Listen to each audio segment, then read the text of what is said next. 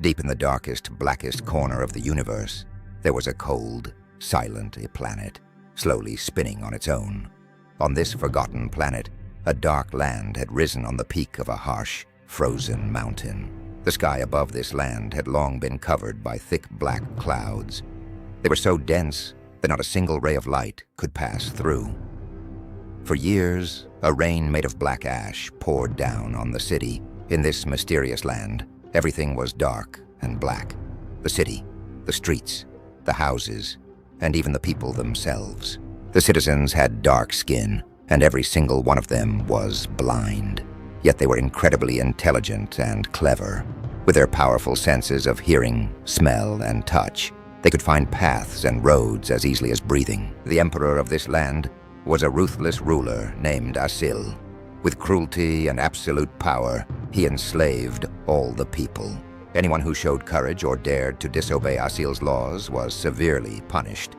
Some were thrown into a terrifying dungeon, deep inside a valley known as the South Pole, a place where prisoners were called the spirits of the dead. Deep inside the dungeon beneath the mountain, a child was born. A child with 2 glowing eyes and 2 wings of light. His light shattered the darkness, something that had never happened before. Terrified, his mother wrapped the child's small body and glowing eyes in layers of cloth, then fled to the farthest corner of the dungeon. She named the strange little child Frok, a name closely resembling Pirok. Pirok was the name of a lone star that centuries earlier had briefly emerged from the heart of the thick clouds.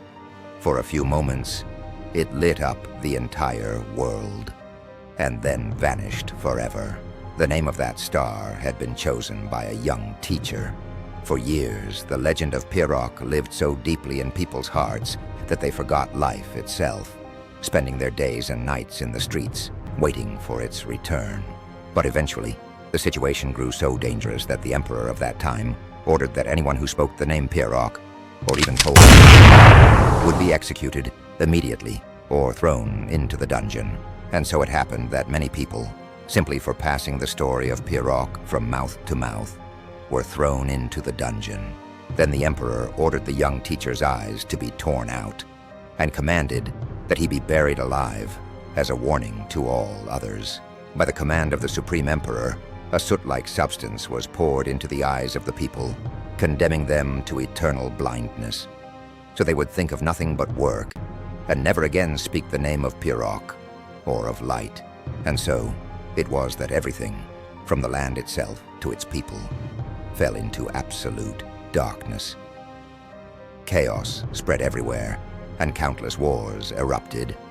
But in the end, the emperor's power overcame the people's weakness, and the dark land remained as it is, to this very day.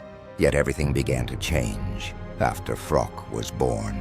The flash of light from Frok's eyes at the moment of his birth washed away the darkness inside his mother's eyes. With the light of his eyes and wings, little Frok fully restored her sight. But to keep anyone from discovering the truth, his mother kept it as a secret, locked deep within her heart.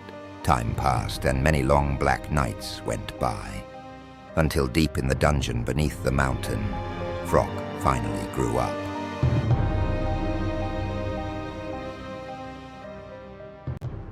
He grew up alone, deep in the darkness of the dungeon.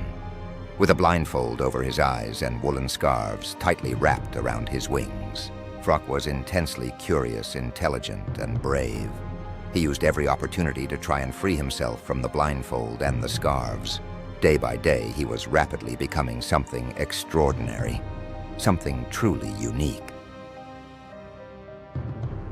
In the most abandoned part of the dungeon, he prepared himself to uncover the truth.